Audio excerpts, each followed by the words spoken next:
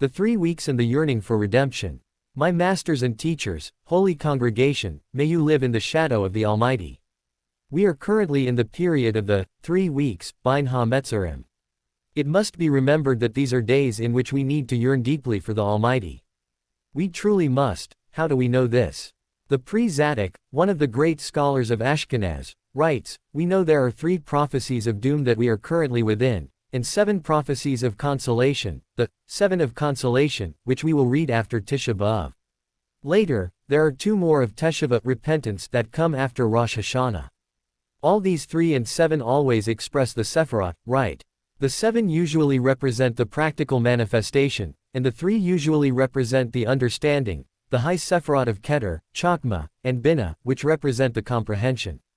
He says that according to this, all 7 of the consolation are explanations of how to bring about redemption, and the first 3 between the 17th of Tammuz and Tisha B'Av are meant to generate the will and the understanding, the Chokmah and the Binah. Keter, Chokmah, and Binah, to study everything, the foundations. In other words, this period of the 3 weeks is not a period of depression, it is a period to awaken the will, the understanding, and the great longing for redemption, and the great prayer for redemption. Therefore, we recite Tikkun Chatzo even during the day, not just at night. We want to awaken our will for redemption 1,000-fold. 1,000-fold. For, your servants desired its stones and favor its dust. You will arise and have mercy on Zion, for the time has come, this is the great will. Redemption begins with a great will, with desire, with longing, with joy. How do we awaken this will? When you see the great void left by the destruction of the Holy Temple, you awaken to this will, and you realize what immense merit the people of Israel can bring to the world. Then you say, it is impossible to go a single moment without the Holy Temple, it is impossible that our brothers are in the diaspora, it is impossible that the Klippot forces of impurity are raising their heads. We must literally pound on the table and say, why should we be deprived? Why are we being diminished? What happened? Yes, this is the period of the 3 weeks, the time when we must awaken our understanding, the realization that every Tisha B'Av begins with something, it begins with the sin of the spies. The sin of the spies in the land of desire. And they despise the desirable land. What does this mean? The verse, "and they despise the desirable land," is stated in Psalms, right? And indeed, they despised the desirable land. It is written that they were afraid of the giants, right? And it is written in Psalms that they despised the land of Israel, the desirable land. But in the book of Deuteronomy, it is written that they feared the giants would kill them, and that perhaps God hates us. Also in the Torah portion of Shlach, it is written, the land is good, but, nevertheless, the people who dwell in it are powerful, they are afraid.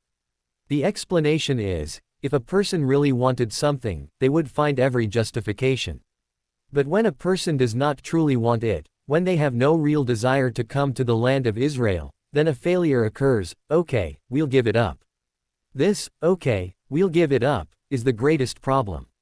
That you do not want it, that a person does not want it, has no yearning for the land upon which the eyes of the Lord your God are always, they do not understand its value, they do not understand the immense significance of the land of Israel, the land upon which the eyes of the Lord your God are always, from the beginning of the year to the end of the year, they do not understand. They don't understand, so they look with a negative eye. Our tikkun rectification is to understand the immense value of the land of Israel, to want it greatly. Not only those who are in the diaspora, but even those who are in the land of Israel need to cherish it more and more and understand its value and stature. Moses' demand of the tribes of Gad and Reuben. We will speak a bit about the sin of the spies which appears in this week's Torah portion. We are in the Torah portion where Moses is approached by the tribes of Gad and Reuben. What does Moses say to them? What, are you now repeating the sin of the spies? He attacks them. He is angry. Like your ancestors, he attacks them, he says to them, what have you done? Are you now wanting to repeat what the spies did? And he will really read you the harsh language. And why do you turn away the hearts of the children of Israel from passing over into the land which the Lord has given them? Thus did your fathers when I sent them from Kadesh Barnea to see the land, and the Lord's anger was kindled on that day, and he swore. He tells them the entire punishment, and you have risen in place of your fathers, a brood of sinful men, to add yet more to the fierce anger of the Lord toward Israel, for if you turn back from following him, he will abandon them again in the desert, and you will destroy all this people. Why does Moses attack them? Ask them, are you planning to come and help the people of Israel or not, right? Instead of attacking them directly, when he came to Sihon and Og, he began with words of peace, right? Why didn't he start with us with words of peace?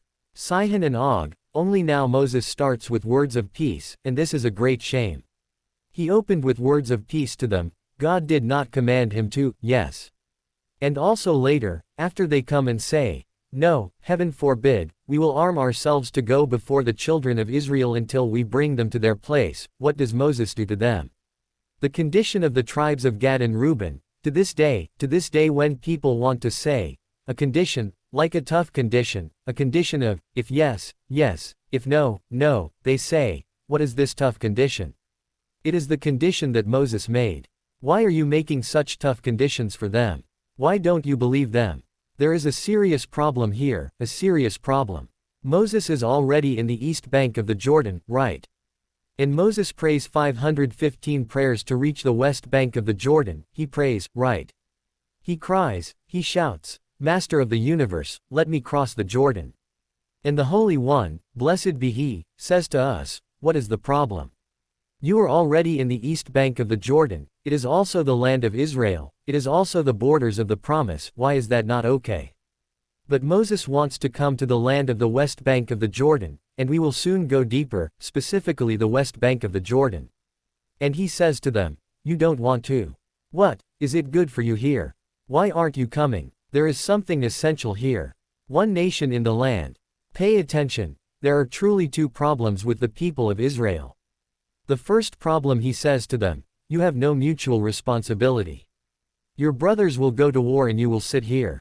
What do you think? Don't you feel that we are one person, one heart, like at the giving of the Torah? This is the first thing. And the second thing he says to them, and why do you turn away the hearts of the children of Israel from passing over into the land which the Lord has given them? Why are you weakening the nation? You are creating a spirit of weakness, like in war. In war, we know that woe to those who weaken the people, it is a Torah prohibition, right? You are weakening the people. There are actually two complaints here, but these two complaints are one.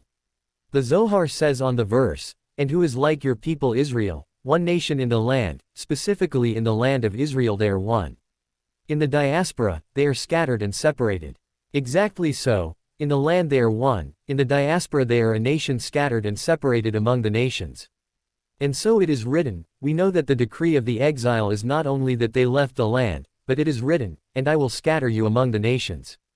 Rashi says, this is a harsh measure, that when the people of a country go into exile to one place, they see each other and are comforted, but Israel was scattered among the nations like a person sowing barley with a sieve, and none of them are attached to the other, so are the people of Israel scattered among the nations. Not only are they scattered, they do not stay in one place. And behold, the sword will be behind you, and you shall serve among the nations, and the land of your enemies shall consume you, so it is written. It is written that the Holy One, blessed be he, and among those nations you shall have no respite, and there shall be no rest for the sole of your foot. And the Lord will give you there a trembling heart, and failing of eyes, and despair of soul. And your lives will hang in doubt before you, and you will fear night and day, and you will have no assurance of your life. That is to say, the people of Israel who are in exile are scattered. This is written both in the Torah portion of Bechukotai and in the Torah portion of Kitavo. That is to say, everywhere the Torah describes the exile, it says, know this, a condition, know this, you will not go into exile to one place and stay there for 2,000 years, and return to the land of Israel, it will not be, it will not be. You will be scattered, to the end of the heavens, if your outcasts are at the end of the heavens, from there the Lord will take you. And indeed, the people of Israel were scattered throughout the world, even in China, even in India. There is no country that they were not in, the end of the heavens. Because in the land of Israel they unite, but not anywhere else. One nation in the land. And therefore the spies erred in this. They did not experience the greatness of the land of Israel, therefore they wanted to think, good, we will stay in the Jordan, we won't fight. Moses says to them, you have two mistakes that are one mistake, in the land of Israel you are one nation, in the diaspora no, unfortunately it was really so. That is to say, this reality that we look at the exile, it is a complete miracle how we remained truly with one Torah, with one Gemara, with one Mishnah, with holidays on the same date. It is a complete miracle, a complete miracle. One mistake, may the Lord have mercy. The value of the land of desire. That is the first thing. The second thing, which is truly a problem, we said that they did not love the land of Israel. There is a law that says, Tanya, Rabbi Eliezer says, anyone who did not say, the desirable, good, and spacious land, in the blessing of the land, and the kingdom of the house of David your Messiah, in Bonei Yerushalayim, builder of Jerusalem, did not fulfill his obligation. That is to say, whoever thinks that Jerusalem is only stones, a parliament, a supreme court, I don't know what, but there is no kingdom of the house of David, does not understand. Jerusalem, fully built, means the kingdom of the house of David. When you say, builder of Jerusalem, it is only the intention, may you speedily establish the throne of David your servant within it, that is part of the building of Jerusalem. Whoever did not say, in the blessing of the land, the desirable, good, and spacious land, did not fulfill his obligation. What is the desirable land? Where is the desirable land written? The desirable land is written in 3 places. 1. We mentioned earlier that it is written about the spies, and they despised the desirable land, they did not understand it for how good a land it is. And so writes Jeremiah, and also in Zechariah it is written, and I said, how shall I set you among the children, and give you a desirable land, a heritage of the glory of the armies of the nations. And I said, you shall call me, my Father, and from following me you shall not turn. The Holy One, blessed be He, says, I love you so much, I am giving you the most desirable land that exists, the most sought after, the most desired. This is the intention of the desirable land, that one desires it, that a person needs to desire it, to want it, and it was a desirable land for you. And what is special about the desirable land?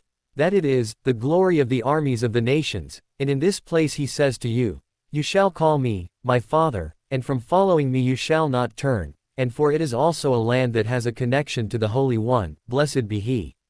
Therefore the law says that whoever did not say, the desirable land, did not fulfill his obligation, because truly the Holy One, blessed be He, expects us to love the land, to recognize its stature. For the Lord your God brings you into a good land, a land of brooks of water, of fountains and depths that spring out of valleys and hills, a land of wheat and barley. And you shall eat and be satisfied, and bless the Lord your God for the good land which He has given you. One needs to say, good, desirable land, spacious, to emphasize the land, its stature.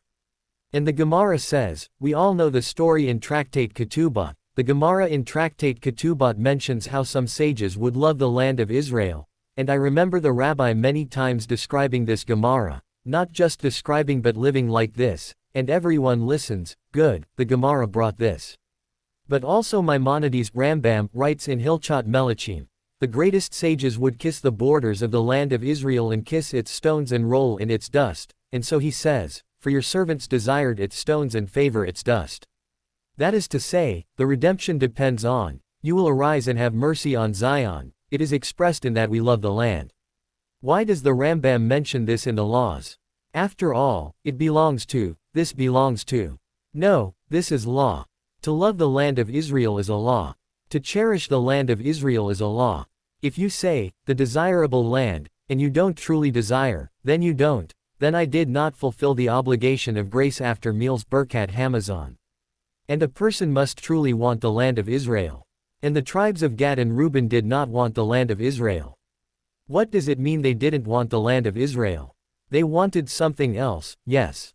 This was the reality. The reality is that in the end they gave up on the land because they had pasture land and they, as we all know, valued their flocks more than they valued their children.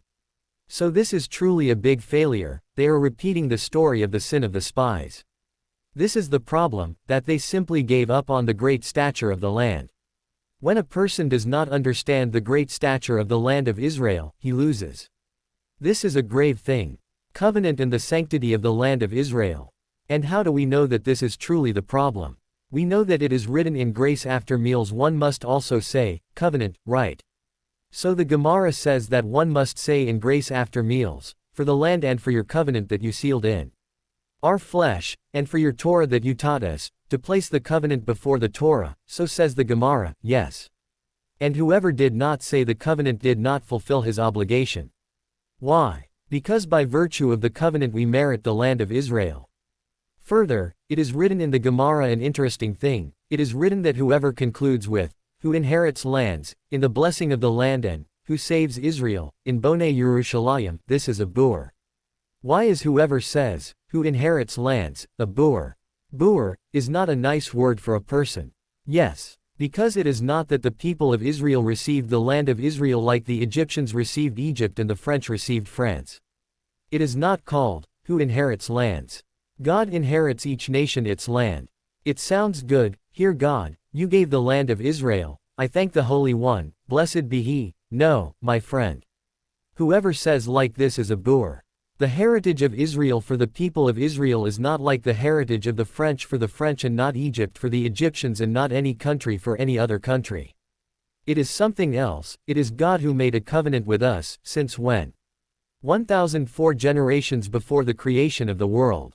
A word He commanded for 1,000 generations, 1,000 generations is before the creation of the world. In 1004 generations this was stated about this covenant, about the covenant of the land of Israel.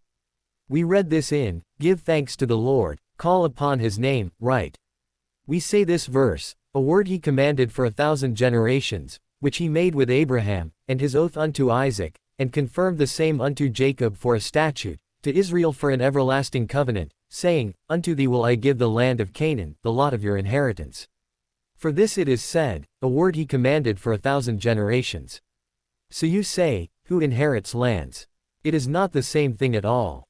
It is something very, very deep, very connected to the foundation of all existence, to the foundation of all creation. Why is it connected to the foundation of all creation? Because all the rectification of all creation depends on the land of Israel. Thus says the Holy One, blessed be He, to Abraham, go for yourself to the land of Israel, to the land that I will show you, and I will make you a great nation, and all the families of the earth will be blessed in you. In the land of Israel, all the families of the earth will be blessed in you. If this happens, it is worth creating the world, if it doesn't happen, it is not worth creating the world. The creation of the world depends on the people of Israel inheriting the land of Israel. That is the stature. Therefore, a covenant was made for it, and if a person did not say this in grace after meals, he did not fulfill the obligation, and it was necessary to place the covenant before the Torah. That is to say, even before the giving of the Torah, God, in the creation of the world, established the fact that we need to come to the land of Israel. Here we fulfill the Torah and spread this light to all the world. This is our role, for this we were destined. Sanctify your name in your world over the nation that sanctifies your name, and this happens in the land of Israel, and it happens in the Holy Temple. And the Holy Temple is in the west bank of the Jordan, not the east. So you are giving up on the Holy Temple if you want the east bank of the Jordan. It is true that it is the land of Israel, it is true that it is part of the covenant of the pieces that the Holy One, blessed be He, made with Abraham, but there are levels in the land of Israel. There is a land of milk and honey which is in the east bank of the Jordan, and the west, and there are additional parts of the land of Israel that are in the east bank of the Jordan. These are different parts. Therefore, we need to know that there is some problem with the fact that the tribes of Gad and Reuben are not making an effort to come specifically to the west bank of the Jordan, to a place where it is also milk and honey, and also a land upon which the eyes of the Lord your God are always, from the beginning of the year to the end of the year. It is also a land that has a very high spiritual level. When the Holy One, blessed be He, says to Abraham, go for yourself to the land that I will show you, and I will make you a great nation, where does He tell him this is the land of Israel? He does not say it in the east bank of the Jordan, He says it in the west bank of the Jordan, right? In Shechem He tells him this. In the west bank of the Jordan, where we are now, so He says, to your seed I will give this land. Jacob our father and burial in the land. The same thing when Jacob says, do not bury me in Egypt, right? But I will lie with my fathers, and you shall carry me out of Egypt and bury me in their burial place, in the land of Israel. So everyone knows the process, how it happens. They bring the casket of Jacob, right? They bring it to the east bank of the Jordan. They don't go straight through. After all, theoretically the Egyptians when they ascend to the land are not afraid of the Philistines that they will take Jacob, through the Negev or through the land of the Philistines, but they bring him through the east bank of the Jordan. They make there a great lamentation at the threshing floor of Atad. But the mourning was heavy for the Egyptians, the kings of Ishmael come, the kings of the nations come, and they hang their crowns on the casket of Jacob, right? And the lamentation ends there in the east bank of the Jordan. All the nations scatter, the sons of Jacob come, they raise him to the west bank of the Jordan and bury him in the cave of the patriarchs. There are 2 burials for Jacob, one ceremonial, very important, in the east bank of the Jordan, but he is not buried there. His true burial is in the cave of the patriarchs, that is to say, in the west bank of the Jordan, because that is a desirable, good, and spacious land, yes. And therefore it has a very great stature. On this, that the people of Israel did not love the land of Israel so much in the desert for 40 years, there is a full price. We said that in Grace After Meals I say this, it is important because sometimes people read Grace After Meals on autopilot. Grace after meals according to law is like the Amida prayer, only you are sitting, and you are not in a synagogue, go to the table, yes.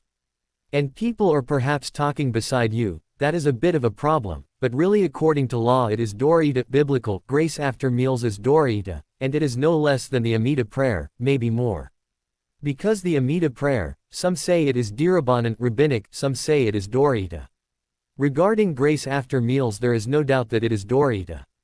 And therefore it is very important to say it with intention, and to understand the words that we are saying, covenant and Torah, life and food. The covenant and the divine presence. So why is covenant so significant?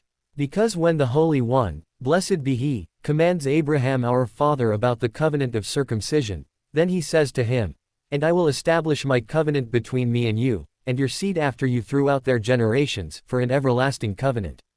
What does this covenant do? To be for you for a God and for your seed after you. That is to say, I will cause my divine presence, Shekhinah, to dwell upon you. This is the intention. The covenant is, that the divine presence will dwell upon Israel, of course the divine presence dwells upon Israel in the holy temple, yes, and I will dwell within them. And I will give to you and to your seed after you the land of your sojournings, all the land of Canaan, for an everlasting possession, and I will be their God. From here the Gemara learns and says, whoever lives in the land of Israel, has a God. And whoever lives in the diaspora is like one who has no God. And not only that, the Gemara says, it is as if he is worshipping idols. For King David says, "For they have driven me out today from clinging to the inheritance of the Lord, saying, Go, serve other gods." The Gemara says, and who told David, "Go, serve other gods"? But at the time they told him, "Leave the land of Israel," it is as if they told you, "Go, serve other gods." I am very amazed at any Jew in any corner of the globe who reads this Gemara and stays 1 minute in the diaspora. How are you capable? That the Gemara says whoever is in the diaspora is as if he is worshipping idols. Don't say as if he touched something muktzah, forbidden to handle, which is serious, or as if, I don't know, he desecrated the Sabbath. As if he worshipped idols, one of the 3 commandments about which it is said, be killed and do not transgress. There is a place in the Gemara that says, like forbidden sexual relations, as if he married a non-Jewess. Exactly so, as if he married a non-Jewess. And there is a place in the Gemara that says this like bloodshed. You know the Gemara in the story of Resh Lakish, that he tells how he ascends to the land of Israel, and also tells the Gemara that he came to Rabbi Yochanan and told him that on the way there were 2 Jews who argued between themselves and one stood up and slaughtered his friend. And Rabbi Yochanan's heart pained him greatly. He says, how can it be that Jews in the land of Israel, one kills the other? And the verse says, and the Lord will give you there a trembling heart, that a person can out of anger kill one another, but not in the land of Israel. He says to him, no, it was still in the diaspora. That is to say, in the diaspora, there is no peace for a person, there can be a reality where a Jewish person kills his friend. In the land of Israel it cannot be. That is to say, there is an aspect of idol worship, an aspect of forbidden sexual relations, an aspect of bloodshed, when Jews are in the diaspora. And truly the verse says, and you shall serve among the nations, and the land of your enemies shall consume you. It is dangerous to live there, dangerous. Also this, also this, also this. How can a Jew still stay in the diaspora? A great wonder. But that is what happened in the sin of the spies. In the sin of the spies they did not love the land of Israel and sought excuses why not to come to the land of Israel. The rebuke in the desert. And the Gemara tells, Tanya, all those 40 years that Israel was in the desert, a northern wind did not blow for them. Yes. And because a northern wind did not blow, they did not perform the covenant of circumcision. What was the claim? The Gemara says, because they were rebuked, Nezufim. They were rebuked, so the Holy One, blessed be He, says, you don't want. You despise the desirable land. I am not making a covenant with you. I am not renewing with you the covenant of the fathers, consequently I am not giving you the land of Israel.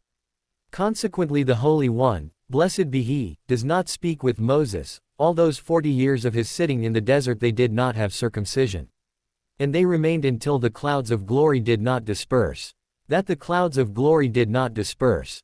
So the Chatham Sofer challenges, if so, how did the Levites circumcise their sons all the 40 years that they were in the desert? After all, there was danger in this. Rather, he explains, in the end it depended on their will. It is not that the Holy One, blessed be He, cannot perform a miracle for them that there would be a northern wind, if He can split the sea for them. Surely He can perform a northern wind and this wind will not disperse the clouds of glory. Is it so complicated for the Holy One, blessed be He? So many miracles He does for them in the desert for 40 years. So can't this small miracle be done? Not so complicated, right? Or do a northern wind, return afterwards the clouds of glory? It is clear that the rebuke, he explains to you the narrated. He says, people simply did not truly want the desirable land, and truly also in the 40th year we spoke about this in the past, they want to return to Egypt. So if you want to return to Egypt, there is no covenant between us, says the Holy One, blessed be He, they are rebuked, I am not renewing the covenant with them, consequently not the land of Israel. And this is a very grim situation. Therefore we need to know for ourselves, the most important thing in this period is to say, the desirable land, to want the land of Israel. Not to give it up like we gave it up in the Oslo Accords, not to give it up like we gave it up in the disengagement. What disasters came to the people of Israel from this thing? What disasters? How much price we paid in blood for the giving up of the land of Israel. But it is not only a giving up in blood, how much we paid in giving up in spirituality. We are harming the covenant with the Holy One, blessed be He, harming the Torah, because by the power of the covenant comes the Torah. This is a very, very grave thing. The land of Israel and the dwelling of the divine presence. And it is written in the Zohar that Ishmael, all his hold on the land of Israel is because he makes a covenant, that the angel of Ishmael came to the Holy One, blessed be He, and said, I make a covenant. And the Holy One, blessed be He, says, you do, but period the second stage of circumcision, that is to say, I make the covenant. So he says to him, as long as the people of Israel are not in the land of Israel and it remains empty and complete, I will give you the possibility to live in it, also not in the form of settlement, because the land was desolate, and your enemies who dwell in it were desolate, they dwelt in it but were desolate, everything was desolation, like all those who were in the land of Israel describe, it was desolation. But this desolation was desolation, because they did not have a covenant, they did not have a covenant in the land of Israel. We have a covenant, and the covenant gives us Torah, and the Torah gives us the land of Israel, and therefore one needs to say this in grace after meals and to intend by this, the desirable, good, and spacious land. And there is something truly terrible, there is in Midrash Rabbah, it says about the tribes of Gad and Reuben, there is a verse that says about them in the book of Amos, they lie on beds of ivory and lounge on their couches, and eat lambs from the flock and calves from the stall. But there are people who seek the pleasures, they have beds of ivory and they are smeared on the bed and they eat lambs from the flock, they eat meat all the time, carving calves from the stall. Therefore Amos says, now they shall go into exile at the head of the exiles. The Midrash says this, there are those for whom wealth is the desire of their heart. The example of course is the tribes of Gad and Reuben. Therefore you find in the tribes of Gad and Reuben that they were wealthy and had large livestock and cherished their money and sat outside the land of Israel. Therefore they went into exile first of all the tribes, as it is stated in Chronicles, and he exiled them, the Reubenites, and the Gadites, and the half-tribe of Manasseh. They went into exile 40 years before the 10 tribes went into exile. Why did they go into exile at the head of the exiles? Because they were eating lambs from the flock and calves from the stall. All their eyes were on the proposal, sheepfolds we will build for our livestock and cities for our children. First of all they are occupied with capital, with property, afterwards with the children. Moses says to them, you erred. And this is not a linguistic mistake, or even a mistake in order of priorities. This is an essential mistake. Your children are before your property. Because they so valued their property, and he exiled them, the Reubenites, and the Gadites, and the half-tribe of Manasseh, and who caused them. The Midrash says, because they separated themselves from their brothers for the sake of their possessions. Now the same thing exists in the book of Joshua, that in the book of Joshua it is written that the tribes of Gad and Reuben come and build an altar and then the people of Israel come, again with terrible suspicion, you don't understand at all. Joshua the son of Nun comes and says to them, what are you doing? Are you worshipping idols? He says to them, what, heaven forbid, we are not worshipping idols, why are you suspicious of us? We want to serve the Almighty, you have a temple in Jerusalem so we will make an altar by us.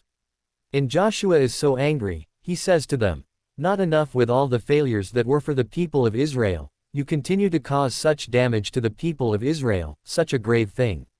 And the reason was that they are not just suspicious of them. If the people of Israel of that generation despised the desirable land, then he did not despise like the spies, because in the end they did fight for the sake of the people of Israel, but he despised living in the west bank of the Jordan, where the divine presence dwells, where the holy temple is, so he is disconnected, he prefers his economic wealth over his spiritual wealth. Therefore at that same time that they are building in the east bank of the Jordan an altar, the people of Israel come and organize for war. Already polishing the swords. Why polish the swords? Because they say, what does this mean? You are suspect. You are suspect. Just as Moses suspected them, also Joshua suspected them. And this is the grave thing. Therefore the sages say, they separated themselves from their brothers for the sake of their possessions. Again, theoretically the problem was that they wanted only to live in a good economic way, but not only in a good economic way, there is here a disconnection from the people of Israel. Disconnection. The borders of the promise. So what was actually in the past? If these are the borders of the promise, so what is the problem? The Ramban says, on one hand it is written, in that day the Lord made a covenant with Abram, saying, to your seed I have given this land, from the river of Egypt to the great river, the river Euphrates, which includes the land of Sihon and Og. The same thing Moses says to the people of Israel when he says to them at Mount Horeb, turn and journey, and come to the hill country of the Amorites and to all its neighbors in the Arabah, in the hill country and in the lowland and in the Negev and by the seacoast, the land of the Canaanites and the Lebanon, as far as the great river, the river Euphrates. That is to say, he tells them until Euphrates, land, to the borders of the promise, right. And also in the continuation he says, every place whereon the sole of your foot shall tread shall be yours, from the wilderness and the Lebanon, from the river Euphrates, and as far as the western sea shall be your border. That is to say, when they go out from the desert, from Mount Sinai, the plan is a land of 10 nations. Not only 7 nations, and the people of Israel lose the 7 nations, but it has only 7, right? Not all the 3, the Kenites, the Kenizzites, and the Cadmonites, they will inherit them only in the future, Ammon and Moab and Edom, which is the east bank of the Jordan. The Ramban says, why does Moses offer Sihon and Og peace? After all, it is part of the borders of the promise. Moses knew that after the sin of the golden calf the people of Israel would not conquer all 10 nations. He says, we will need to do this in stages. First of all 7 nations, the people of Israel will concentrate inside the good land, a land of milk and honey, around Jerusalem, around Shechem, around Hebron, around the cave of the patriarchs. This was this stage. And therefore, if the tribes of Gad and Reuben and the half-tribe of Manasseh had not come to request from Moses our teacher this heritage, he would not have given it to them. All the people of Israel would have crossed to the west bank of the Jordan and all the east bank of the Jordan would have remained desolate until the time when the people of Israel would rectify the sin of the spies and then from within the holiness of Jerusalem they would merit to spread to the land of the Kenites, Kenizzites, and Cadmonites. But the order is first of all Jerusalem, first of all the desirable, good, and spacious land, first of all the land that is a land of milk and honey, and only afterwards, there. And more our sages said in the 10 sanctities, that the east bank of the Jordan is not worthy for the holy temple and the dwelling of the divine presence. And so it seems in the text that Joshua says to the tribes of Gad and Reuben, "But if the land of your possession is unclean, what is, the land of your possession is unclean." He says, "You feel that the land of Israel is unclean, therefore you are making an altar to disconnect from the people of Israel. It is not unclean, it is unclean relative to the west bank of the Jordan, right?" And so the sages said, "The land of Canaan is sanctified more than the east bank of the Jordan. The land of Canaan is fit for the house of the divine presence, and the east bank of the Jordan is not fit for the house of the divine presence." And more in the Mishnah in Tractate Bikurim it is written that when they would bring first fruits, they would bring them from the west bank of the Jordan. I will read you the Mishnah, and these bring and recite, from Shavuot until the festival Sukkot, from the 7 species, from fruits that are in the hills, from dates that are in the valleys, and from olive oil from the east bank of the Jordan. Rabbi Yos HaGelili says, "They do not bring first fruits from the east bank of the Jordan, for it is not a land of milk and honey." The Rambam says, "The law is not like Rabbi Yos HaGelili, that it is permitted to bring also from the land of the Jordan, also from the east bank of the Jordan, yes, but only from the sages. It is a positive commandment to bring first fruits to the temple specifically in the land of Israel, and they bring first fruits of their words from the mountain of Sihon and Og and from Syria and so forth, but not from any other place." That is to say, the east bank of the Jordan is not of the same level of sanctity, it is not considered a land of milk and honey, it is not considered a land upon which the eyes of the Lord your God are found all the time, from the beginning of the year until the end of the year. But in the future to come it is written that the divine presence will also dwell in the Kenites, Kenizzites, and Cadmonites, as it is said, and saviors will ascend on Mount Zion to judge the mountain of Esau. And as Balak says, he says that the people of Israel smote the corners of Moab and destroyed all the sons of Seth. Yes, and as the verse says, Edom and Moab shall be subject to their hand and the sons of Ammon their obedience. As it brings to Isaiah 11, yes. On Genesis, there on the promise of the Holy One, blessed be he, to Abraham in the covenant of the pieces. That is to say, this is destined to be, he writes Rabbi Abraham Azalai in the book Chesed Livrahim, and just as the divine presence is not in completeness as long as the place of the holy temple is not in completeness upon its foundation, so the divine presence also is not in completeness as long as the land of Israel is not complete in all its borders. That is to say, what is the dwelling of the divine presence? That there will be a land of 10 nations. Like everyone understands, there are here higher spiritual levels. So it is true that we are now not yet in these spiritual levels, and therefore we are not there, and therefore the Holy One, blessed be he, says to Moses our teacher, "When you come to the land of Israel, bypass Edom, bypass Moab, bypass Ammon, do not incite war against them, for I will not give you of their land for an inheritance as far as the sole of a foot," says their Rashi. What is, as far as the sole of a foot? The simple meaning is that you have no possibility at all to tread there, but there is in it a hint to the time that is written about the Messiah, and his feet shall stand on the Mount of Olives. This is called, as far as the sole, that we will merit to settle on the Mount of Olives in Jerusalem, then we will merit to inherit the Kenites, Kenizzites, and Cadmonites. Thank God we are now advancing in this heritage. There is a heritage, but this is the important inheritance, and therefore its stature is of such great stature. The stature of the land versus the manna. One more thing must be remembered, writes Sha'ar HaChatzar, that there is a level to the west bank of the Jordan, to the east bank of the Jordan, that in the east bank of the Jordan manna descended for the people of Israel, right? The manna descends for the people of Israel until the day of Moses' passing, which is that they are in the plains of Moab on the Jordan of Jericho, manna still descends for them. They are nourished from what is in their vessels, from the month of Adar until the day after Passover. A miracle was done for them. But the day after Passover they offer the Omer sacrifice, they wave the wave offering to the Lord, and from that time they are nourished from the fruits of the land of Israel. Sha'ar HaChatzar brings him also in Megale Amukot, brings it to several other places. He says, what is this thing? He says, the fruits of the land of Israel, their stature is more than the manna. He writes this Sha'ar HaChatzar 3 times. He has 613 praises of the land of Israel, a book that the rabbi, may he rest in peace, would very much cherish. Today it was offered in a respectful edition at the Torah and the Land Institute, a pleasure to see. But to this book there are all the praises of the land of Israel, and he writes there, the stature of the land of Israel, that inside the fruits that grow in the earth there is holiness so great like the manna in the desert. The holiness of the manna comes only from the heavens, in the earth there is not this holiness. There is holiness in the heavens, there is no holiness in it, like by the nations it is written. Exalted above all nations is the Lord, above the heavens is his glory, in the heavens there is a revelation of the divine presence, in the earth there is no revelation of the divine presence, or there is a partial revelation of the divine presence. But in the land of Israel there is a revelation of the divine presence in the heavens and in the earth. Who is like the Lord our God? Who is enthroned on high, who looks down low upon the heavens and the earth?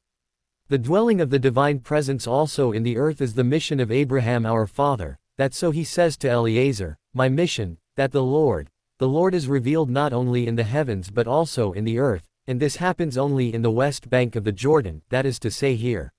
Here we can see the divine presence also in the material. In the east bank of the Jordan, you cannot see the divine presence in the material. If you want the divine presence, only from what descends from the heavens. This is the special level of the land of Israel, and therefore it has very great stature. The commandment of settling the land.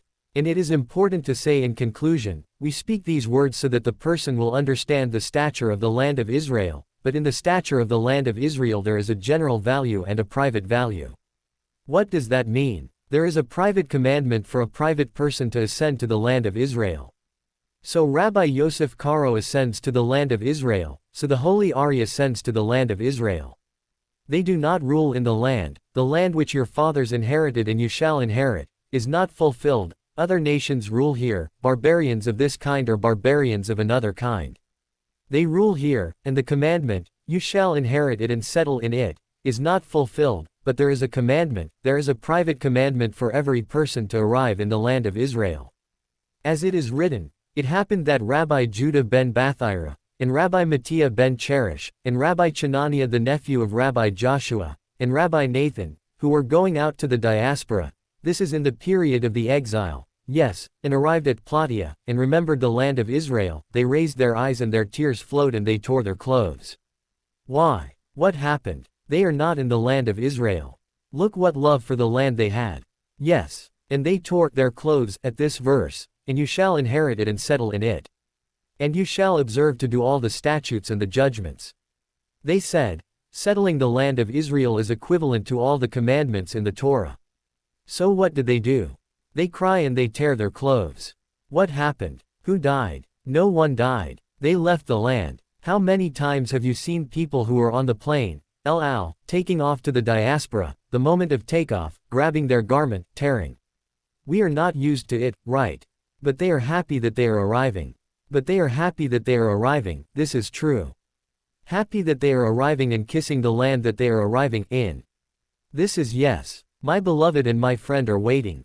But the sages so loved the land of Israel, these righteous ones that are written here, the Gemara says that they simply cried over the fact that they had to leave the land of Israel, and performed a tearing of garments also when the government is a government of non-Jews, because the commandment is also upon an individual. The same thing is written in the Rambam. The rabbi, a person of Israel who complains today, says, there are those who say that the Rambam said that there is no commandment of settling in the land of Israel. This cannot be. The commandment of settling in the land of Israel appears in the Torah dozens of times, not 10 times, dozens of times, almost 100 times it appears, yes. And the Rambam writes in Hilchot Melachim, it is forbidden to leave the land of Israel for the diaspora forever. What is, forever? Also in a time of exile. Except to study Torah and to marry a wife and to save from the non-Jews, and he shall return to the land. And one who goes out or for trade, but also if you go out to study Torah or to marry a wife or to save from the non-Jews, this is temporary. That is to say temporary, for a trip it is forbidden, and likewise one who goes out for trade, temporary, but to reside in the diaspora is forbidden, except if the famine there was so strong until a dinar of wheat became worth 2 dinars, double the price in inflation. Today what is double the price in inflation is the shekel from the dollar. The Rambam says, and even though there is a famine, God forbid, in the land, like it was in the time of Elimelech, and even though it is permitted to leave, it is not the trait of piety. After all, Machlon and Chilion were two great men of the generation, and because of a great distress they left and they incurred destruction to the place. Why? When a person leaves the land of the living, then he leaves the land of the living. So Elimelech, who was supposed to be destined for royalty, royalty went out from him in the end. In an indirect way this Elimelech loses royalty, loses all the money that he has, his wife returns empty of everything, loses his lands and, may the Lord have mercy, loses his life even though he left with permission. The Rambam says, "From this you shall learn the law, how much a person needs to yearn for the land of Israel. How much he needs to make an effort to live in the land of Israel. How much he needs to love the land, even when it is hard.